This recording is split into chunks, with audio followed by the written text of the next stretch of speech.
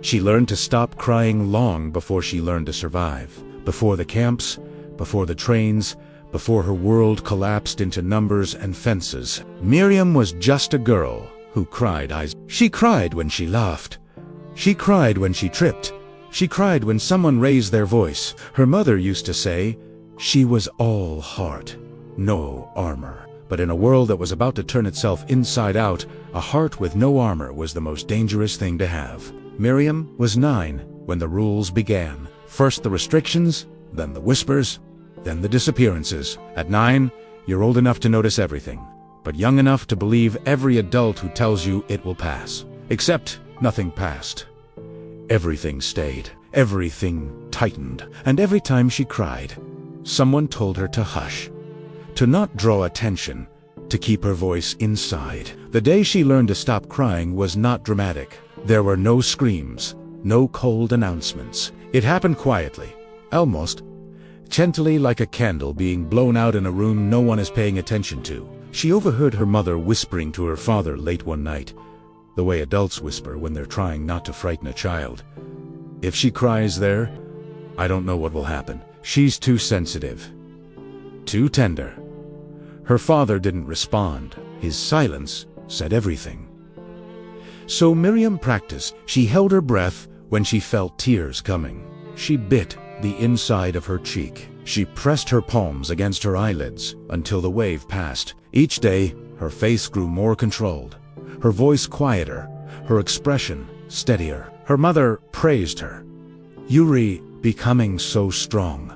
But Miriam didn't feel strong. She felt like she was disappearing piece by piece. When the arrests began, she didn't cry. When their belongings were taken, she didn't cry. When they were forced from their home in the middle of the night, she didn't cry. She held her mother's hand as tightly as she could and kept her face blank, as if blankness itself could shield her. On the train, bodies pressed against one another, breath warm and suffocating in the cold dark.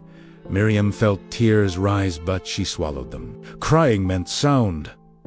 Sound meant attention. Attention meant danger. So she stared at the floor of the wagon, the wood grain blurring as her throat tightened, and repeated silently, "Not here, not now, not ever again." When the doors finally opened and the shouts and orders filled the air, Miriam felt her mother's hand slip from hers. Not violently, not suddenly, just slip, like a thread snapping. She looked for her, turning her head just slightly. Any more movement felt too risky, but the crowd swallowed everything. Her father was nowhere. Her mother was nowhere. And Miriam understood, with a clarity no child should ever feel, that tears would not save her. Tears would not bring anyone back. Tears would only make her visible. So she stopped crying forever. In that moment, something inside her locked into place, not courage, not hope, but a strange, cold stillness. She wasn't numb. She felt everything too deeply to ever be numb. But she learned to carry emotion the way others carried a secret. Quietly, carefully, hidden beneath the surface, where no one could use it against her. Years later, when she tried to explain that moment to a therapist, she said, "I didn't become brave, I became silent." But at 9 years old, she didn't have language for that truth. She only had survival, and survival demanded stillness. Every step after that first moment felt like walking through a world made of glass, one loud breath, and everything could shatter. She observed everything, remembered everything, but reacted to nothing. Guards yelled and people rusade, orders say. Miriam moved as though her feet had memorized the path before she did. The strange thing about silence is that it can protect you and imprison you at the same time. Miriam didn't know it yet, but the skill she learned, that disciplined quiet, that instinct to erase her own emotions, would follow her long after the fences were gone. It would shape her adulthood, her relationships, her fears, her dreams. But in the beginning, that silence was the thin, invisible shield that kept her alive, and she wore it without letting a single tear break through. Stories like Miriam's, of quiet strength and unimaginable resilience, are a powerful reminder of the human spirit. If you found this story moving, please consider subscribing for more content that explores the depths of history and human experience. Thank you for watching. In the first weeks inside the camp, Miriam discovered that survival wasn't just about strength or luck. It was about reading the world faster than it could devour you. Children who cried drew unwanted attention. Children who hesitated lost their place in line. Children who asked questions learned, without words, that questions were dangerous. So, silence, observation, and stillness became the language that protected you, and Miriam became fluent in it. She watched how the older women moved, step by step, straight ahead, never too fast, never too slow. She saw how some kept their gaze low, not out of shame, but as a strategy. Eyes down meant fewer risks, fewer confrontations. She copied every gesture, believing that imitation was a form of survival, and often it was. Yet, there were fleeting moments when the old world tried to break through. When someone collapsed nearby, when she heard a familiar-sounding name,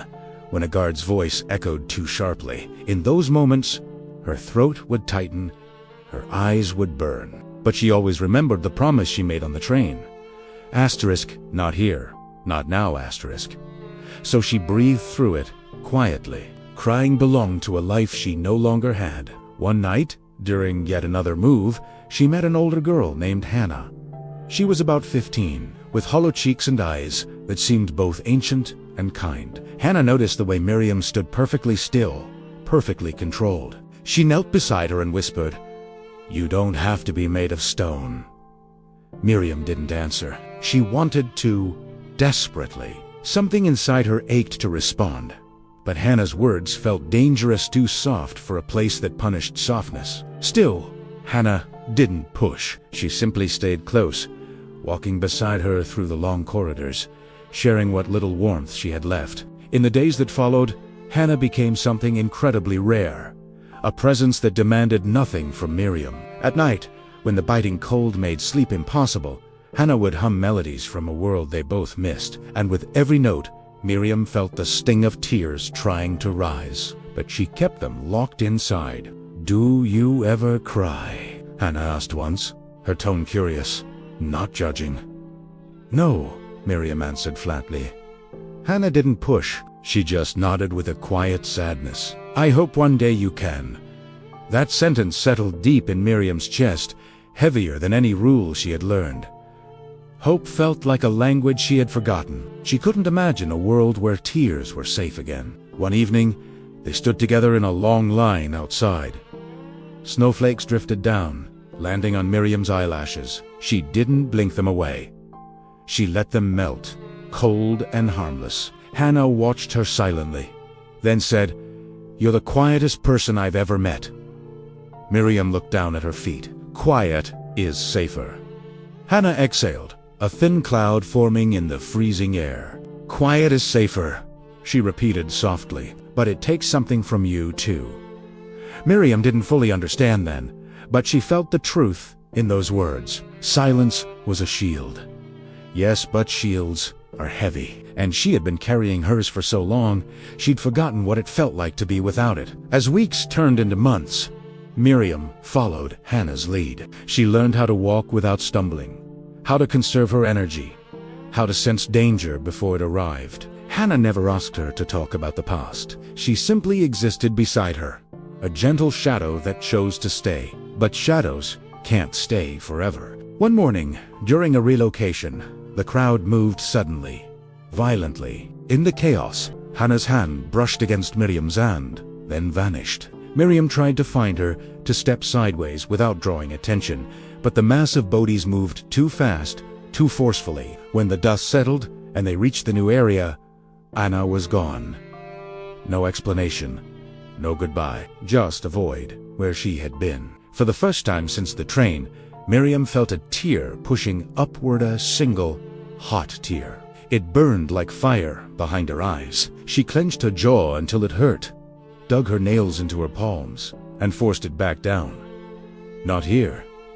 Not now. Later that night, she lay awake, replaying every moment with Hannah. The hum of her melodies, the way she stood slightly in front of Miriam in crowds, shielding her, the softness in her voice when she said, "I hope one day you can cry." Miriam thought of that sentence over and over until it became unbearable.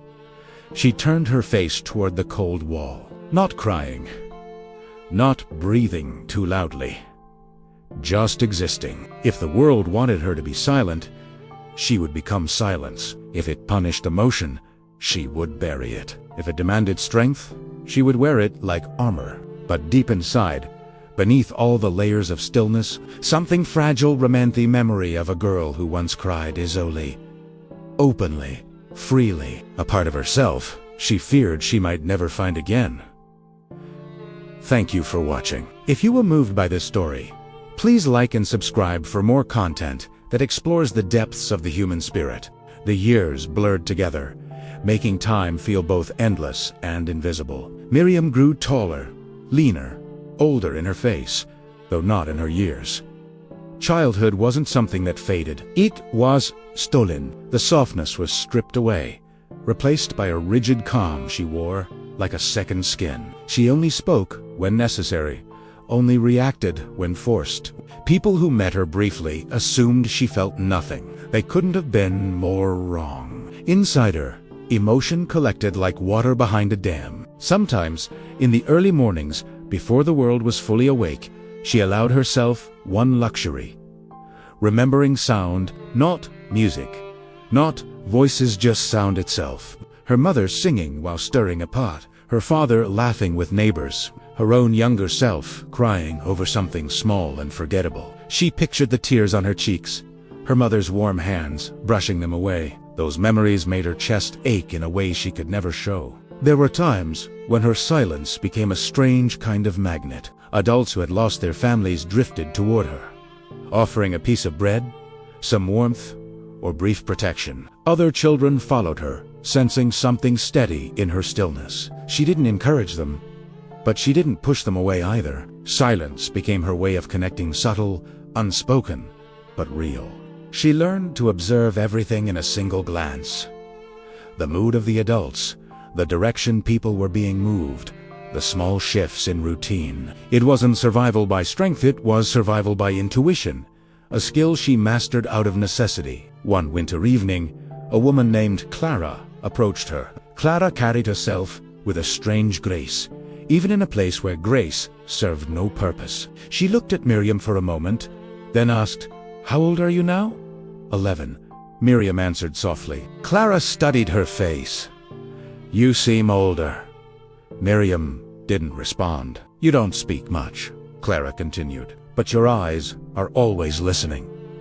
It was the closest thing to a compliment Miriam had received in years. She didn't know what to do with it. Clara returned often, sometimes offering a scarf, sometimes just sitting nearby in silence. She spoke gently, choosing her words as if mindful of Miriam's unspoken boundaries. One night she said, "Silence can keep you safe, but when this ends, and it will end, silence can also trap you."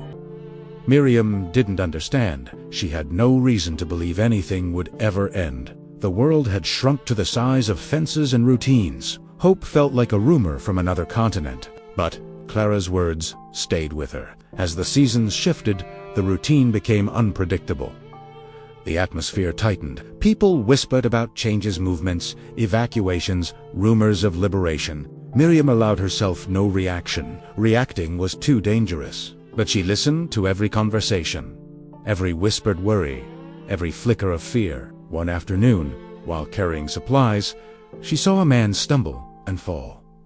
He struggled to get up. People avoided looking, not out of cruelty, but out of fear. Helping could draw attention, could endanger you. Miriam stood frozen for a moment, her instincts pulling her in two directions: survive or help. Then she did something impulsive, something human. She stepped forward, just enough to steady the man with her shoulder, letting him regain his balance. He didn't speak.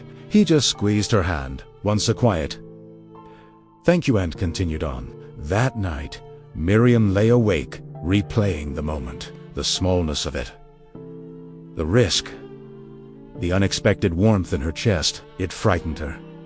Emotion was a liability, but she also felt something she barely recognized. A flicker, not of hope, but of humanity. Clara noticed a change. "You did something today," she whispered. "Something brave." Miriam stiffened. "I didn't cry," she said, as if that proved something. Clara gave a tired smile. "Crying isn't weakness. Feeling isn't danger. This place wants you to believe that. Don't give it more than it's already taken." Miriam didn't respond, but her silence wasn't rejection. It was confusion. The world she had built inside herself, one without tears or softness, was beginning to tremble. Days later, without warning, they were moved again. This time it was fast, frantic, heavy with uncertainty. The ground vibrated. The air filled with orders, but something was different. Whispers spread. "Something is happening. Something is changing."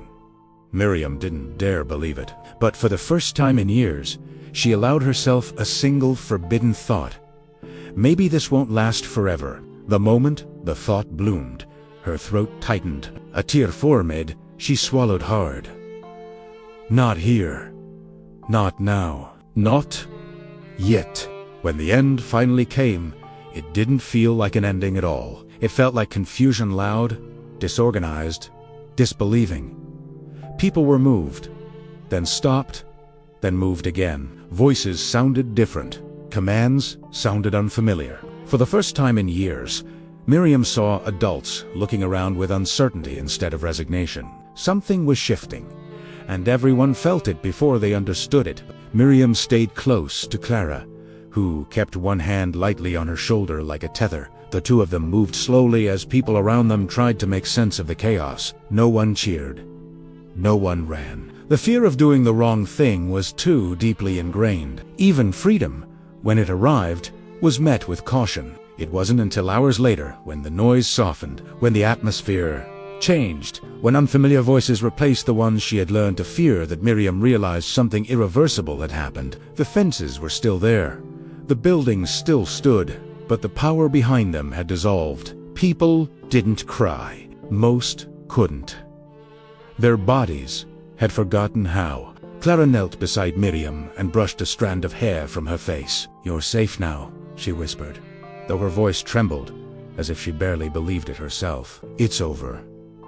But Miriam didn't know what safe meant anymore. She didn't know what over and either. Her world had been defined by rules, silence, and vigilance. The idea of normal life felt vast, strange, and overwhelming. As people were guided out, Miriam stepped beyond the gates for the first time. She expected to feel something: relief, joy, collapse.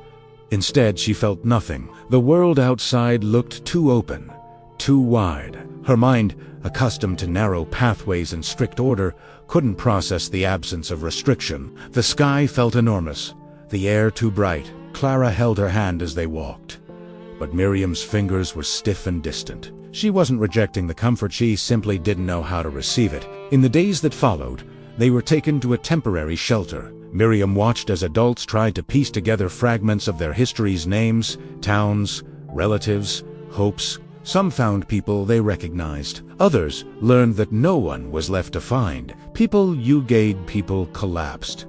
People stared blankly at walls. The emotional range should have been enormous, but it was muted, subdued, as if everyone's heart had forgotten how to move. Clara encouraged Miriam to speak to workers, to eat properly, to rest. But there was one thing she didn't push her to do: cry.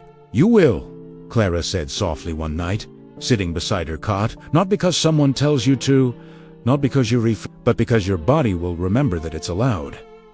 Miriam listened without responding. She didn't feel the familial pressure in her throat anymore. It was as if her tears had evaporated entirely. The last emotion she remembered clearly was fear. Everything after that felt like fog. Over the next weeks, changes arrived slowly. Miriam learned to walk without scanning every corner. She slept without waking at sudden sounds. She ate without measuring each bite. She began noticing things she hadn't noticed in years: the smell of bread, the warmth of sunlight on her skin, the soft murmur of people talking nearby. But she still felt like she was watching herself from a distance, like her body had left the camp before her mind could follow. One afternoon, she sat alone in the yard behind the shelter while children played nearby. Laughter echoed a sound she had forgotten. At first, it startled her. Then it puzzled her. Then it stirred something she couldn't name. She watched a boy chase a girl in circles, both of them squealing, breathless. The scene was so normal, so alive, that it made her chest ache. Clara approached quietly. "You can join them if you want." Miriam shook her head. "Why not?" "I don't know how," she answered honestly. Clara sat beside her. "Then you'll learn."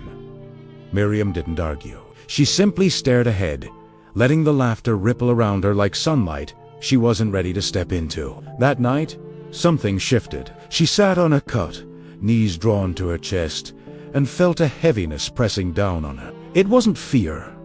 It wasn't sadness. It was everything years of silence, of swallowed emotions, of Brett. Her body trembled. For the first time since she was 9, her eyes burned with the sharp sting she had memorized long ago, a tear for med. Her instinct screamed to bury it, hold it, swallow it back down, but she didn't.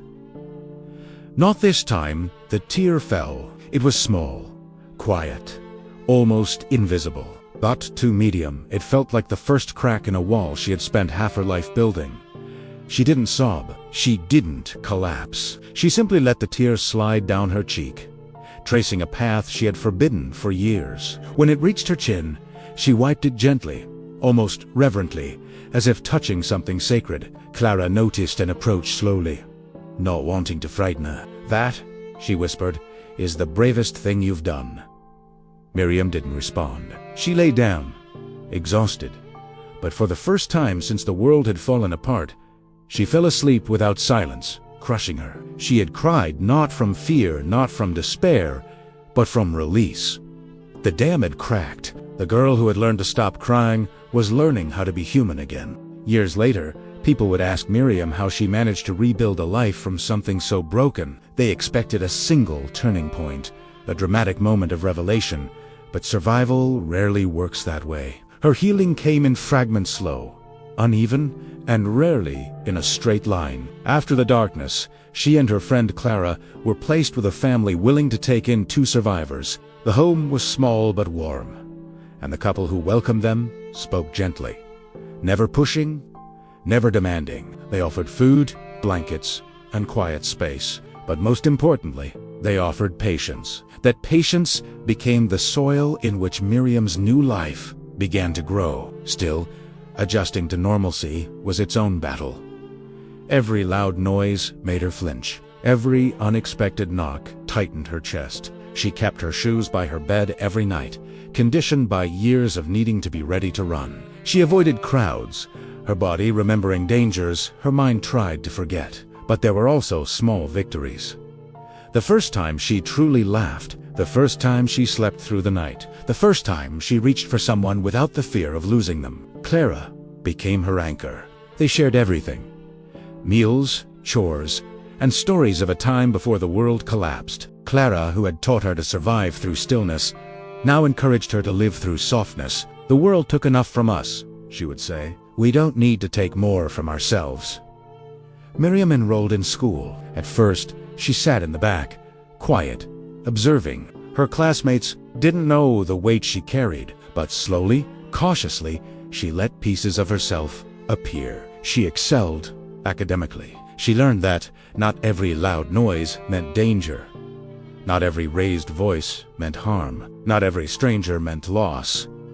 In her late teens, she began to write. At first, just fragments, words, and feelings she didn't dare speak aloud. Then the fragments became pages, and the pages became notebooks. She wasn't writing about the horrors she had seen, but about the girl she was forced to become, the one who learned silence as a defense and stillness as protection. Putting it on paper gave her power over it. They were no longer just memories buried inside her. They were stories she could understand and allow to rest.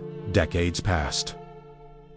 Miriam built a life, a real one. She married, raised children who never had to learn silence to survive. She planted flowers in her yard. She laughed often, a sound she once believed was lost forever. Sometimes, during family gatherings, she would step away, overwhelmed by gratitude. She had lived long enough to have an ordinary life, And to her, that was extraordinary. One autumn afternoon, many years later, she sat on a park bench watching her granddaughter play. The child laughed freely, loudly, unafraid of taking up space. A warmth bloomed inside Miriam, the kind that spread slowly and deeply. These moments were worth surviving for.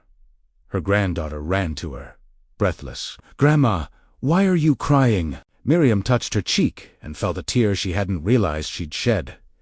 This time, it wasn't from fear or grief. It was from a gratitude so profound it escaped without permission. "I'm crying," she said softly, "because I can."